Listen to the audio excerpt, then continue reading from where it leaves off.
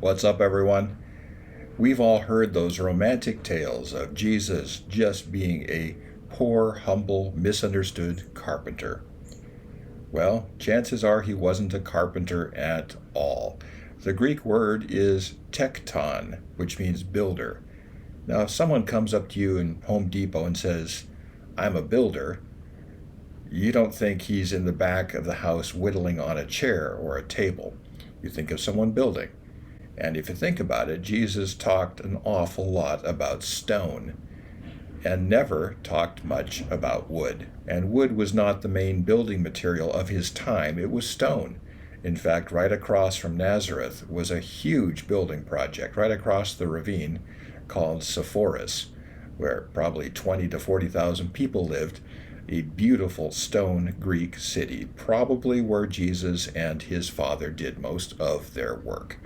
In fact, he called his number one disciple, Peter, Rocky, or Kephas, or Petros in Greek. Petrified wood is wood that's been turned to rock.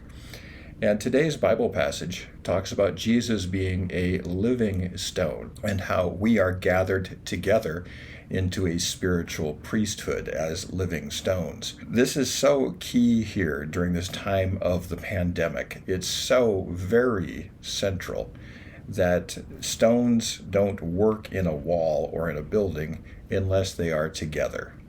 If stones are just scattered around, well, they don't do any good.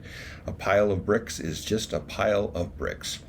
And I would invite you, however possible, to connect with other believers, with other living stones, and be gathered into a living temple. I can't overstate this enough. I would invite you somehow to get into small group fellowship with other Christians on a regular basis. I do that with our couples group on Monday nights, been doing that for a long time, well over 10 years. Our Monday morning Bible study for the men. One good thing to do is to gather on Wednesday nights for our Alpha course, and you can do that from anywhere in the world. It's very simple to sign up for the Alpha course. We're starting on September 8th, 2021, and you can sign up by sending an email to ramorris85@gmail.com with your name, and we'll get you on the course. If you look at charcoal, if you light a pile of charcoal, the coals will heat each other, but if you separate them out, they'll cool down, and you can't cook anything. We are social beings, much like bees or like ants, and we operate with division of labor and connecting with one another. Much of our mental energy is used up with social negotiation, and we outsource our sanity to other people because we need help from others to show us what we don't see about ourselves. Christianity, the Christian faith, is a team sport.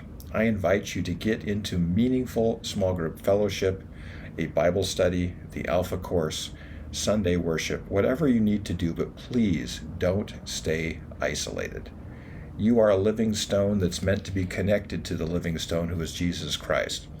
And no, you're not going to grow in your faith, and you're not going to advance in your spiritual journey on the golf course or all by yourself. You might feel closer to God all by yourself from time to time, but in order to grow in your faith, to become better at prayer, to become better at being your very best self, you're going to need other people.